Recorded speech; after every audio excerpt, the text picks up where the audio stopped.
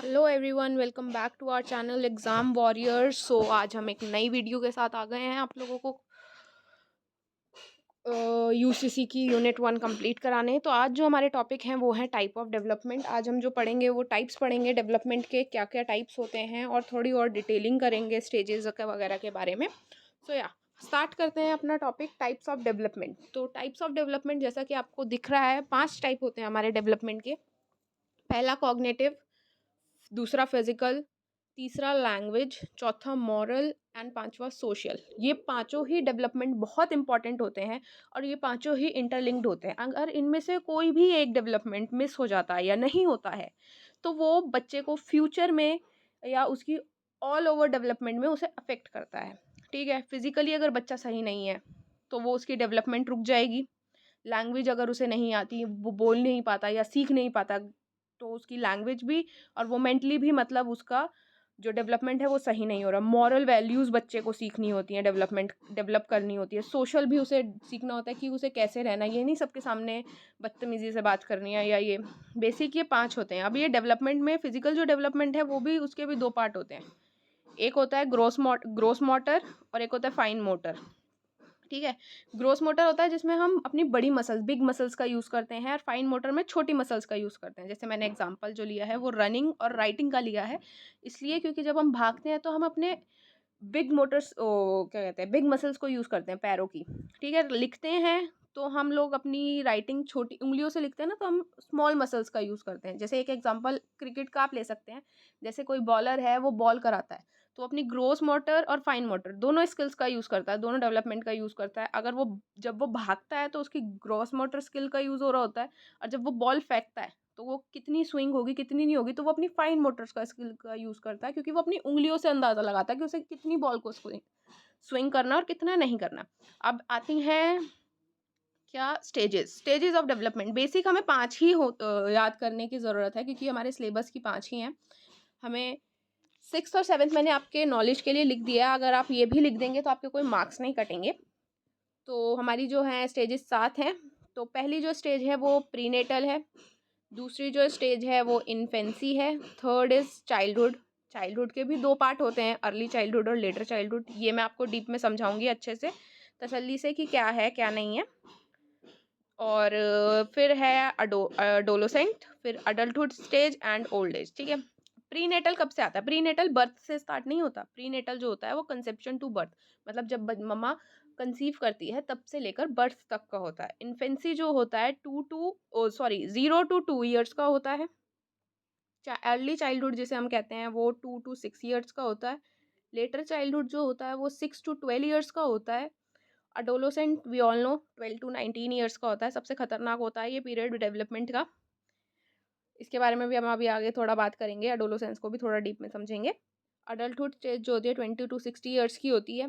Old age जो है 60 से लेकर टिल डेथ तक होती है, कि जब तक इंसान मर नहीं जाता तब तक का है। ठीक है, स्टेजेस समझ आ गई होंगे, आई होप आप लोगों को सबको सही से।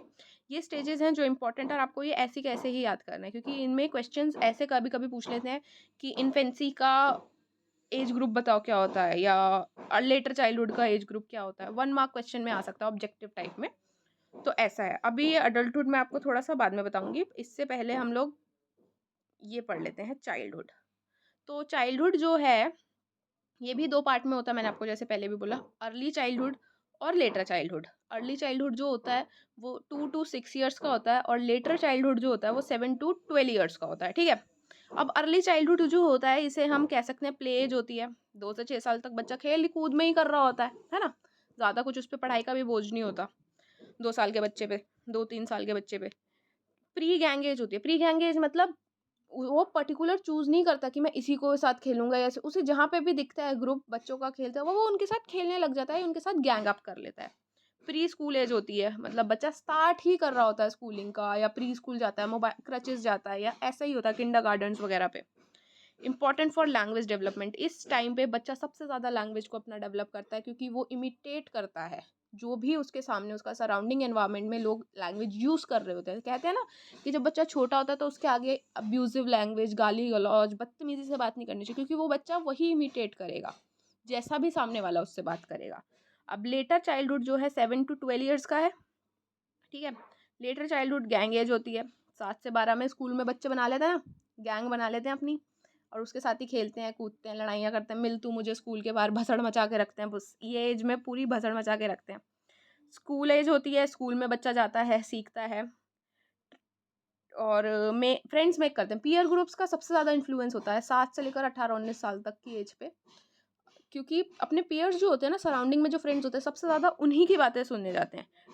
ट्रबलसम्स होते हैं ये, कि ट्रबल क्रिएट कर लेते हैं, बहुत ज़्यादा लड़ाई झगड़ों में होते हैं, इधर उधर की बातों में हो जाते हैं, कोई गलत हरकतों में पड़ जाते हैं, मतलब बीड़ी सिगरेट वगैरह वाली चीज़ें हो जाती हैं, क्योंकि ये इन्फ्लुएंस होते हैं अपने पीयर ग्रुप से। अगर कोई ग्रुप में अगर सिगरेट पी रहा है या कुछ पी रहा है, तो वो लोग भी, उनका मन नहीं भी होता है तो भी कुछ बच्चे पीने लग जाते हैं, कि उन्हें डर होता है कि ये हमें अपने ग्रुप से निकाल देंगे या ये हमें अपने जैसा नहीं समझेंगे, तो उस इन्फ्लुएंस में वो लोग भी करने लग जाते हैं। ठीक है, सो ये था अर्ली चाइल्डहुड और लेटर चाइल्डहुड, इसमें इतना ही था। Factors influencing growth and development हम नेक्स्ट वीडियो में करेंगे, क्योंकि ये बहुत डीप में पढ़ना पड़ेगा, ये मैं अभी नहीं कराऊंगी आप लोगों को, ये नेक्स्ट वीडियो में कराऊंगी। तो अभी मैं आपको एडोलोसेंट करा देती हूँ। एडोलोसेंस में है, ये जो होता है ट्रांजिशनल पीरियड होता है एडोलोसेंस से अडल्टहुड का। ठीक है, एडोलोसेंस के बाद अडल्टहुड आता है, ट्रांजिशनल पीरियड होता है। एक राइटर हैं बहुत फेमस, स्टैनले हॉल, इन्होंने एक बुक लिखी एडोलोसेंस, जिसमें उन्होंने एडोलोसेंस को पहले पढ़ा, ऑब्वियसली बुक लिखने से पहले एडोलोसेंस के सारे पॉइंट्स, उसके फीचर्स, एडवांटेजेस, डिसएडवांटेजेस उन्होंने पढ़े, फिर उसके बाद उन्होंने उस पर बुक लिखी। उन्होंने एक बात बोली, adolescence is the age of stress and storm, मतलब ये बहुत ज़्यादा टेंशन और तबाही वाला सा होता है पीरियड, जो कि सच भी है, क्योंकि एडोलेसेंस की एज क्या है, 12 से 19 साल या 11 से 18 साल मान लो, है ना। सो इस एज में सबसे ज़्यादा चांसेस होते हैं कि बच्चा गलत आदतों में पड़ता है, क्योंकि वो सबसे ज़्यादा इन्फ्लुएंस होता है अपने पीयर ग्रुप से, वो उनके साथ ही अपने आप को ज़्यादा कंफर्टेबल, इमोशनल कनेक्ट बना लेता है अपना। ठीक है, सो ये टाइम होता है जब बच्चा, अगर होता है ना कि इस एज से अगर बच्चा सही से निकल गया तो वो फ्यूचर तक अच्छा कर लेगा।